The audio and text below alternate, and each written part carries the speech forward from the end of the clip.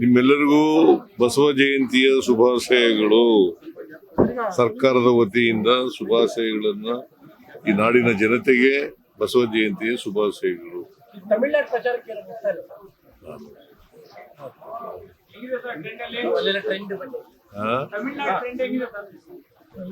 ಗೊತ್ತಿಲ್ಲ ನನಗೆ.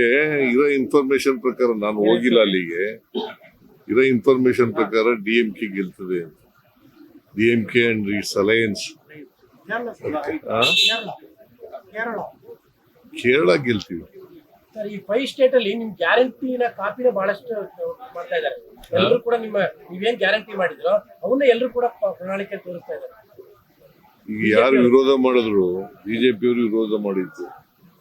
ರಾಜಸ್ಥಾನದಲ್ಲಿ 2023ರಲ್ಲಿ ನರೇಂದ್ರ ಮೋದಿಯವರೇ ವಿರೋಧ ಮಾಡಿದ್ದು. ಇದನ್ನ ರಾಜ್ಯಗಳು ಮಾಡಕ್ ಬರಲ್ಲ, ಮಾಡಿದ್ರೆ ಆರ್ಥಿಕವಾಗಿ ದಿವಾಳಿ ಆಗ್ಬಿಡ್ತವೆ ಅಂತೇಳಿ ನರೇಂದ್ರ ಮೋದಿಯವರು ಹೇಳಿದ್ರು. ಈಗ ಅವರೇ ಮಾಡ್ತಾ ಇದ್ದಾರೆ.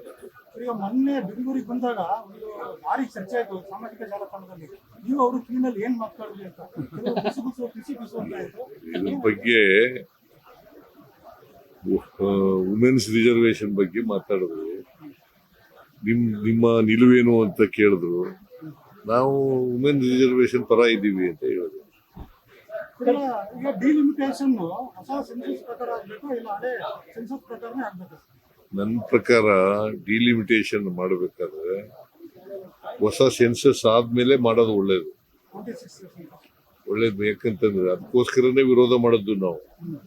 ಡಿಲಿಮಿಟೇಷನ್ ವಿರೋಧ ಮಾಡಿರೋದು, ವುಮೆನ್ ರಿಸರ್ವೇಶನ್ ವಿರೋಧ ಮಾಡಿಲ್ಲ. ವುಮೆನ್ ರಿಸರ್ವೇಶನ್ ವಿರೋಧ ಮಾಡಿಲ್ಲ. ಯಾಕಂತಂದ್ರೆ ನಾವು ಆಲ್ ಅಲಾಂಗ್ ವುಮೆನ್ ರಿಸರ್ವೇಶನ್ ಪರ ಇರೋರು.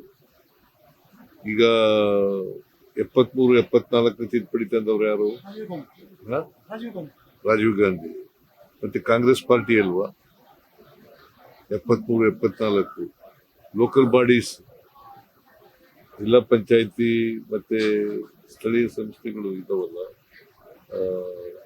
ಮುನ್ಸಿಪಾಲಿಟಿಗಳು, ನಗರ ಪಾಲಿಕೆಗಳು, ಅವರಲ್ಲಿ 50% ರಿಸರ್ವೇಶನ್ ತಂದಿರೋರು ಯಾರು? ಮಹಿಳೆಯರಿಗೆ. Congress party only. ನಾವ್ಯಾಕೆ ವಿರೋಧ ಮಾಡ್ತೀವಿ? ಅವರು ರಾಜಕೀಯ ಮಾಡ್ತಾ ಇದ್ದಾರೆ. ನರೇಂದ್ರ ಮೋದಿಯವರು ರಾಜಕೀಯ ಮಾಡಿ ಈಗ 23ರಲ್ಲೇ ಪಾಸ್ ಆಯ್ತು. ಪಾಸ್ ಆಯ್ತಲ್ವಾ? ಆಗ್ಲೇ ಜಾರಿ ಕೊಟ್ಬಿಡೋರು. ಅಲ್ಲಪ್ಪ, ಯಾಕೆ ಇಲ್ಲಿ ಗಂಟೆ ವೆಯ್ಟ್ ಮಾಡಿದ್ರು? ಆಗ್ಲೇ ಜಾರಿ ಕೊಟ್ಬಿಡೋರು.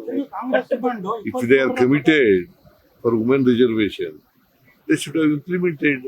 ಭ್ರೂಣ ಹತ್ಯೆ ಹೋಲಿಕೆ ಮಾಡ್ತಾ ಇದ್ದಾರೆ ಸರ್. ಅದು ಭ್ರೂಣ ಹತ್ಯೆ ಹೋಲಿಕೆ ಮಾಡ್ತಾ ಇದ್ದಾರೆ. ಪ್ರೈಮ್ ಮಿನಿಸ್ಟರ್ ಕಾಂಗ್ರೆಸ್ ಭ್ರೂಣ ಹತ್ಯೆ ಮಾಡ್ಬಿಡ್ತು. ಅಯ್ಯಪ್ಪ, ಅದಕ್ಕೆ ಡಬಲ್ ಸ್ಟ್ಯಾಂಡರ್ಡ್ ಅಂತ. ನರೇಂದ್ರ ಮೋದಿ ಅವರಿಗೆ ಸಾಮಾಜಿಕ ನ್ಯಾಯದ ಪರ ಇಲ್ಲ. ಅವರು ಸಾಮಾಜಿಕ ನ್ಯಾಯದ ಪರ ಇಲ್ಲ. ಇದ್ದಿದ್ರೆ ಬಹಳ ಹಿಂದಿನ ಮಾಡ್ಬೋದು. ಎಷ್ಟು ವರ್ಷ ಆಯ್ತು ಅವರು ಅಧಿಕಾರಕ್ಕೆ ಬಂದು? 12 ವರ್ಷ ಆಯ್ತಲ್ಲ. ಯಾಕೆ ಇಲ್ಲಿವರೆಗೆ ಮಾಡ್ಲಿಲ್ಲ? ಕಾಂಗ್ರೆಸ್ ಡಿಮಾಂಡ್ 23 ಪ್ರಕಾರನೇ ಮಹಿಳಾ ಮೀಸಲಾತಿ ಕೊಡಬೇಕು ಅಂತ. ಮೀಸಲಾತಿ ನಮಗೆ ಇದು ಈಗ ಜಾರಿ ಮಾಡಕ್ಕೆ ತೊಂದರೆ ಏನಿಲ್ಲ. 23 ಪ್ರಕಾರನೇ ಅದು 23 ಪ್ರಕಾರ ಮಾಡಿ ಅಂತ ನಾವು ಹೇಳ್ತೀವಿ. ಡಿಲಿಮಿಟೇಷನ್ ಮಾತ್ರ ಸೆನ್ಸಸ್ ಆದ್ಮೇಲೆ ಮಾಡಿ ಅಂತ. ಈಗ ಈಗ ನೋಡಿ, 50% ಅಂತ ಮಾಡಿದ್ದಾರೆ. 50% ಎಲ್ಲ ರಾಜ್ಯಗಳಲ್ಲಿ ಹೆಚ್ಚು ಮಾಡ್ತೀವಿ. ಸಪೋಸ್ UP, ಕರ್ನಾಟಕ, UPನಲ್ಲಿ ಎಷ್ಟಾಗುತ್ತೆ? 120 ಆಗುತ್ತೆ, 42 ಆಗುತ್ತೆ. ಸೊ ನಮಗಿಂತ ಜಾಸ್ತಿ ಎಷ್ಟಾಗುತ್ತೆ ಅವರು? ಅದಕ್ಕೆ ಸೆನ್ಸಸ್ ಮಾಡಿ ಅದನ್ನ ಸರಿಯಾದ ರೀತಿಯಲ್ಲಿ ಮಾಡಬೇಕು. ರಿಸರ್ವೇಶನ್ ಮಾಡುವಾಗ ಎಲ್ರಿಗೂ ಸಮಾನವಾಗಿ ಹಂಚತಕ್ಕಂಥ ಕೆಲಸವನ್ನು ಎಷ್ಟು ಹೆಚ್ಚಾಗಬೇಕು?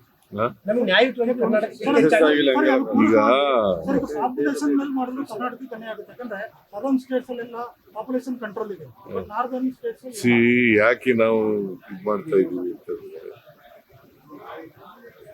ಪಾಪ್ಯುಲೇಷನ್ ಕಂಟ್ರೋಲ್ ಇದೆಯಲ್ಲ ಅದನ್ನ ಸದರ್ನ್ ಸ್ಟೇಟ್ಸ್ ನಲ್ಲಿ ಚೆನ್ನಾಗಿ ಮಾಡಿದೆ. UP ಉತ್ತರ ಕರ್ನಾಟಕದ ಉತ್ತರ ಭಾರತದವರು ಮಾಡಲಿಲ್ಲ. ಸೊ ಈಗ ಅವ್ರ ಜನಸಂಖ್ಯೆ ಜಾಸ್ತಿ ಆಗಿದೆ. ಅವರು ನ್ಯಾಚುರಲಿ ಅವ್ರಿಗೆ ಅನುಕೂಲ ಆಗುತ್ತೆ, ನಮ್ಗೆ ಅನಾನುಕೂಲ ಆಗುತ್ತೆ.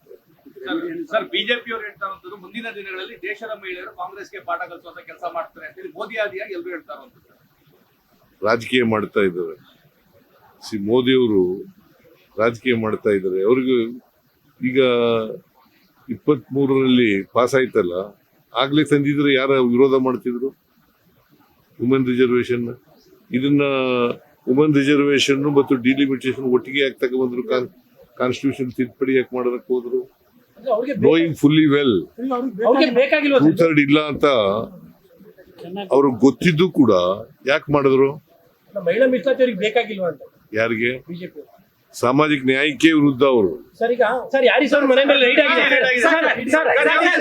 ಯಾರೀಸ್ ಅವ್ರ ಮನೆ ಮೇಲೆ ರೈಡ್ ಆಗಿದೆ. ಯಾರೀಸ್ ಅವ್ರ ಮನೆ ಮೇಲೆ ಗೊತ್ತಿಲ್ಲ ನನಗೆ. ಸರ್, ಮತ್ತೆ ಸಮೀರ್ ಅಹಮದ್ ಅವ್ರನ್ನ-